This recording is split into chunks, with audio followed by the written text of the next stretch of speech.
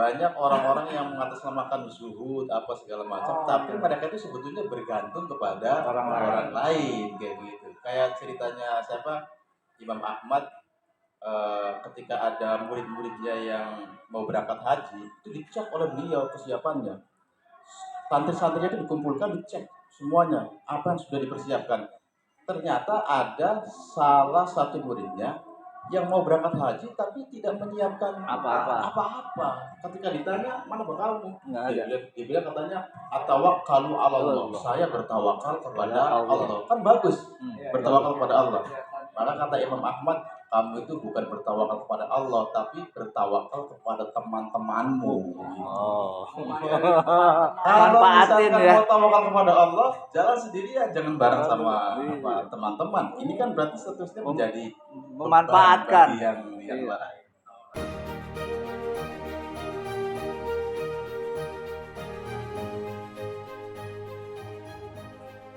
Bismillahirrahmanirrahim. Al-faslatu ar-rabi'atu annahu yamil bi ashabihi ila dunya wala ila raftiha wa innama amarahum fiha bil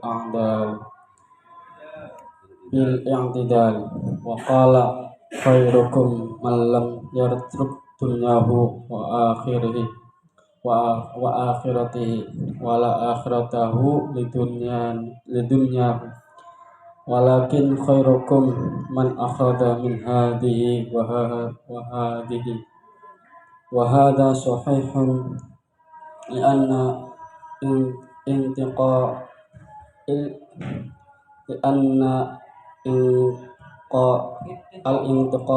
ila ahadihima ikhtilal wal jama'a bainahuma i'tidal. Wa qala sallallahu alaihi wasallam na'mul mutayyatu dunya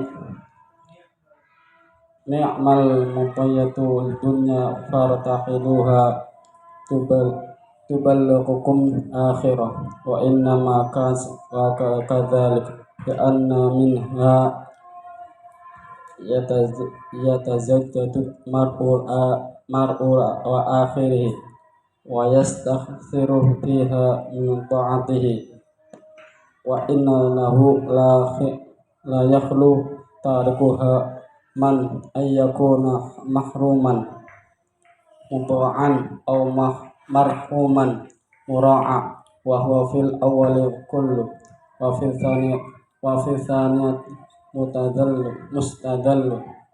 Itu yang keempat, annahu lam yamil bi ashabihi ila dunya wala ila rafdiha. Jadi Rasulullah itu tidak membawa sahabat-sahabatnya agar gila dunia, kira-kira seperti itu. Tidak juga menjadi orang yang menolak dunia. Wa innama amarahum fiha bil i'tidal. Tapi Rasulullah Shallallahu Alaihi Wasallam itu menginginkan agar mereka para sahabatnya bersifat i'tidal, seimbang antara dunia dan akhiratnya, proporsional sesuai dengan kebutuhannya. Wa qala khairukum man lam yatruk dunyahu li akhirih. Jadi orang yang paling baik di antara kalian adalah orang yang tidak meninggalkan dunianya untuk akhiratnya, juga bukan orang yang meninggalkan akhiratnya untuk dunianya. Tidak hanya mengejar dunia, tidak hanya mengejar akhirat. Walakin khairukum man akhadha min hadhihi wa hadhihi. Tapi yang paling baik adalah yang pertengahan ya, mengambil dari sini, mengambil dari sini. Jadi dua-duanya dapat. Wa hadza sahih, inilah yang benar. Li'anna al-inqita'a ila ahadihima ikhtilal. Al-inqita' itu maksudnya at-tafarruq. Karena kalau kita hanya konsentrasi pada salah satunya saja, itu menjadi ikhtilal. Ikhtilal itu ya kalau bahasa kita sekarang ketimpangan begitu, kholal begitu. Kalau bahasa komputernya error. Wal jam'a bainahuma i'tidal. Sedangkan kalau mengambil atau menghimpun dari keduanya, maka itulah sikap yang proporsional, yang adil, yang benar. Ini catatannya kata-kata in koto ayam koto itu kan biasanya maknanya terputus begitu ya. Tapi alif kita itu juga bisa bermakna at-tafarruq atau at-takhassus. Jadi kalau saya misalkan mengatakan Ustadz Lingga minal mungkoti'ina ila Kiai Agus, berarti Ustadz Lingga ini orang yang sangat dekat begitu, bukan yang terputus. Iya. Wa qala sallallahu alaihi wasallam ni'mal matiyatu ad-dunya. Jadi sebaik-baik matiyah kalau sekarang dimaknai kendaraan. Matiyah itu sebetulnya ya dulu orang pergi itu pakai onta, itulah yang disebut dengan matiyah. Jadi sebaik-baik kendaraan itu tidak lain adalah dunia. Fartahiluha. Maka silahkan kalian gunakan untuk bepergian, tujuannya tubandi hukum al-akhirah. Dengan matiyah tersebut maka kalian akan sampai ke negeri akhirat. Wa inna kanat kadzalika li'anna minha yatazawwadul mar'u li akhiratihi. Karena dengan dunia tidak dinafikan seseorang bisa mencari bekal untuk menuju akhirat. Wa yastaksiru fiha min ta'atihi, juga bisa melakukan ketaatan yang luar biasa banyaknya melalui dia tersebut. Wali la yakhluquha min an yakuna mahruman mudoan au marhuman muro'a. Jadi kalau ada orang yang sama sekali katakanlah meninggalkan dunia, maka kemungkinannya itu hanya dua. Yang pertama mahruman mudoan, yang kedua marhuman muro'a. Artinya orang yang tidak memiliki harta, yang meninggalkan dunia sama sekali, itu kemungkinannya dua. Mahrum mudoan maksudnya menjadi orang yang miskin, yang tidak memiliki apa-apa, yang menggantungkan hidupnya pada orang lain. Au marhuman muro'a, atau orang yang harus diperhatikan, harus disayangi, dicukupi kebutuhannya. Kemungkinannya cuma dua. Wa huwa fil awwali kallun. Kalau yang pertama mahrum mudoan itu kallun itu beban. Dia akan menjadi beban bagi masyarakat. Wa fisani mustadal. Sedangkan yang kedua ya kedudukannya orang yang mustadal itu orang yang zalil, rendah begitu. Orang yang rendah. Jadi di sini dianggap tidak ada baiknya. belum utuh ya, terakhir. Kan kalau mukobalah itu kan mestinya yang satu baik, yang satu ini satu, yang satu buruk, yang satu hina gitu. Ini sebetulnya bukan karena wali annahu la yakhlu tarikuha. Jadi karena orang yang meninggalkan dunia itu kemungkinannya hanya dua.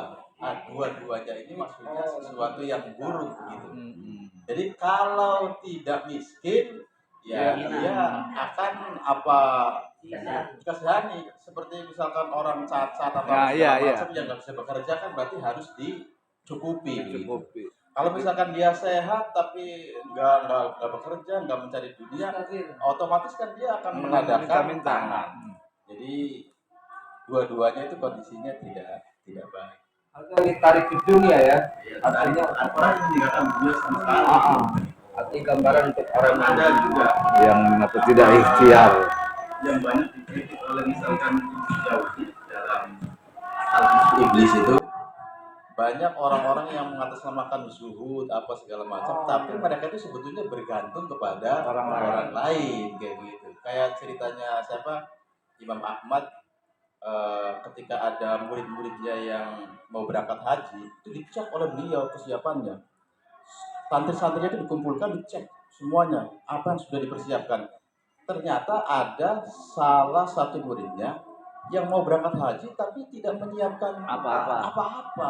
Ketika ditanya mana bekalmu, Nggak ada. dia bilang katanya atawakkalu ala Allah. Allah. Saya bertawakal kepada Allah. Allah. Kan bagus, Hmm. bertawakal kepada Allah. Maka kata Imam Ahmad, kamu itu bukan bertawakal kepada Allah, tapi bertawakal kepada teman-temanmu. Oh. Kalau Manfaatin misalkan ya. mau tawakal kepada Allah, jalan sendirian, jangan bareng sama Iya. teman-teman. Ini kan berarti statusnya menjadi Memanfaatkan. beban bagi yang Iya. lain. Baik, Bapak sekalian, bukti yang berikutnya juga Keempat. menguatkan keseimbangan. Jadi 2, 3, 4 ini adalah unsur-unsur keseimbangan, keadilan, dan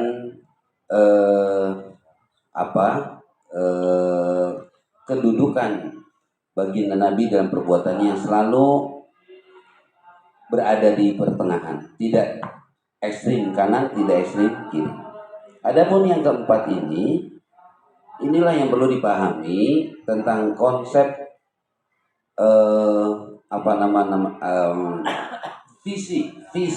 visinya umat Nabi itu bagaimana? Ad-dunya amil akhirah. Pertanyaannya, ya, dunia atau akhirat? Kalau dunia tercela, wailun. Apalagi tadi cari akhirat dengan dunianya. Wailun liman talabad dunya bi akhirati. Celaka bagi orang yang mencari dunia dengan menggadaikan akhiratnya. Ya.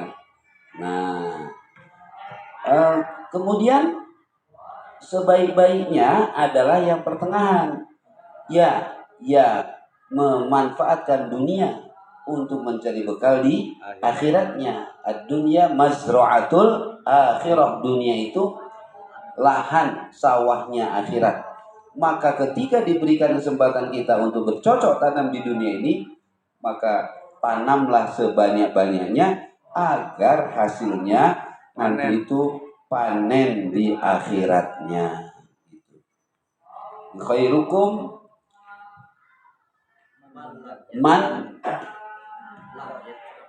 lam yatruk dunyahu li akhiratihi wala akhiratahu li dunyahu. Nah, walakin khairukum man akhadha min hadza wa hadhi. Ya. Nah, semuanya min hadhihi wa hadhi. Jadi dua-duanya diambil. Nah, tetapi ini gimana kalau diinikan ad-dunya mata'ul ghurur? Sedangkan dunia itu adalah nikmat yang menipu. Kok dicari? Nah, gimana nih memposisikannya gimana nih? Makanya para ulama itu sungguh sangat menjauhkan diri. Tapi tadi itu bukan karena kesengajaan nanti mau nebeng bekalnya dengan teman-temannya, bukan ya. Bahkan Abah itu bilang itu nanti di akhirat itu ada orang yang dihisab itu, ketika dihisab tuh tiba-tiba punya sayap itu, cung ke surga itu, sehingga malaikat surga itu heran, kamu apa ini? Kok bisa nggak melalui pintu ini? Ya, inilah karena saya di dunianya itu saya tebus dengan ya dunia itu saya tidak mengambil dunia itu, kecuali hanya satu aja, yaitu kalau saya tuh pakaian selama dunia itu hanya satu aja, bajunya hanya punya satu, itu aja ya, nggak ganti-ganti, itu aja. Itulah orang-orang yang kata Abah itu dikasih apa ya, karena malaikat gak bisa apa-apa lagi, mau nuntut apa Sama sekali dunia itu dia tuh, kamu harus dituntut apa, mau ditanya apa kalau hanya punya satu baju, mau ditanya apa lagi? Kalau punya satu, kalau punya dua ditanya satunya dari mana, dapatnya dari mana, 3, 4 selemari. Wah, makin banyak pertanyaan. Makin banyak yang melekat di dalam tubuh kita, makin banyak pertanggung. Begitu kan? Bener nggak? Logikanya ya bener lah.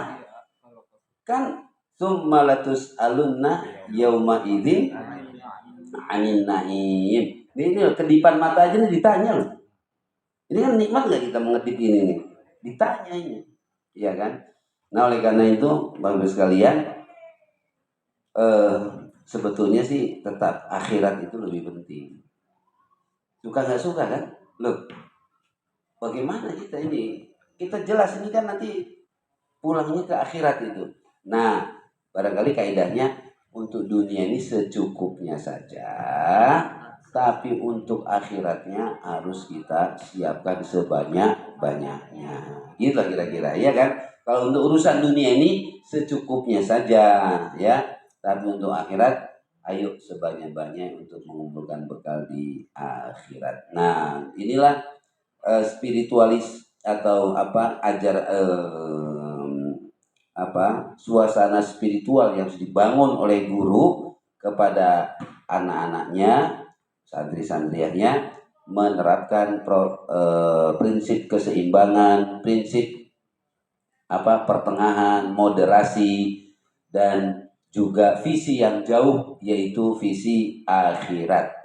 Jadi memaknai Rabbana atina fid dunya hasanah wa fil akhirati wa qina adzabannar itu tetap ending kita ini kita sadari adalah akhirat. Maka sebetulnya yang paling penting itu dunia atau akhiratnya? Akhirat lah. Karena itu yang terakhir kita. Nah, dunia ini secukupnya saja. Maksudnya yang untuk dinikmati secara fisik, tapi untuk mengejar bekal akhiratnya, iman dan amal soleh ini sebanyak-banyaknya. Karena kita tidak tahu ada hal yang akan meruntuhkan amal soleh kita. Dan inilah luar biasa bukti kehebatan perilaku baginda Nabi Sallallahu Alaihi Wasallam yang kita pelajari Jumat. Untuk sekarang ini 4 dulu ya. Besok kan ada 8 ya. Jumat berikutnya ada 4 lagi kita akan